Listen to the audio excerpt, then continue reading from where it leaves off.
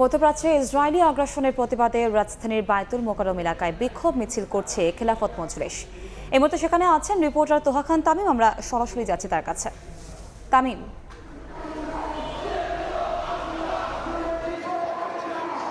জাতীয় মসজিদ বায়তুল মোকাররমে জুমার নামাজ আদায়ের পরে আমরা লক্ষ্য করছি যে ইসরায়েলের যে আগ্রাসন চলছে মুসলিমদের ওপরে, তার প্রতিবাদে খেলাফত মজলিসের যে সমাবেশের পরে বিক্ষোভ মিছিল শুরু হয়েছে। আমি একটু দেখাতে চাই এই মুহূর্তে ঠিক বায়তুল মোকাররম মসজিদের সামনে থেকে বিক্ষোভ মিছিলটি শুরু হয় এবং এখানে খেলাফত মজলিসের ঢাকা মহানগর উত্তর এবং দক্ষিণের যারা নেতাকর্মী রয়েছেন তাদের উদ্যোগে মূলত এই যে বিক্ষোভ মিছিল, সেই বিক্ষোভ মিছিল শুরু হয়েছে এবং তারা বারবার করে একটি বার্তা দেওয়ার চেষ্টা করছেন বিশ্ব মুসলিমকে ঐক্যবদ্ধ হতে হবে এবং তারা বলছেন যে ইরানে যে অন্যায়ভাবে হামলা করেছে ইসরায়েল এবং এই হামলার প্রতিবাদে তারা বলছেন যে বিশ্ব যে মুসলিম দেশগুলো রয়েছে সেই মুসলিম দেশগুলোকে এক হওয়ার ব্যাপারে তারা বারবার করে আহ্বান জানাচ্ছেন।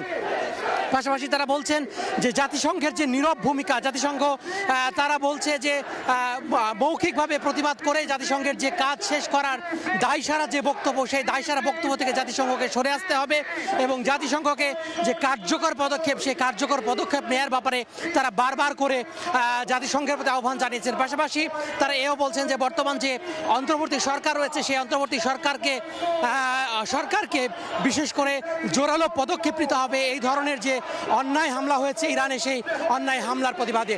তো সব মিলে বলা যায় যে বায়তুল মোকাররম জাতীয় মসজিদে জুমার নামাজের পরে খেলাফত মজলিসের উদ্যোগে যে সমাবেশ হয়েছে, এছাড়া আমরা লক্ষ্য করেছি জাতীয় বিপ্লব পরিষদ নামে একটি সংগঠন, তারাও কিন্তু সেখানে বিক্ষোভ কর্মসূচি পালন করেছেন এবং তারা বলছেন যে ফিলিস্তিন, কাশ্মীর সহ আরাকানে যে রোহিঙ্গা মুসলিমরা নির্যাতনের শিকার হয়েছে সেই নির্যাতনের প্রতিবাদ তারা জানিয়েছেন এবং পাশাপাশি তাদের স্বাধীনতা ঘোষণার জন্য যে কার্যকরী পদক্ষেপ, সেই পদক্ষেপ নেওয়ার ব্যাপারে তারা বলছেন।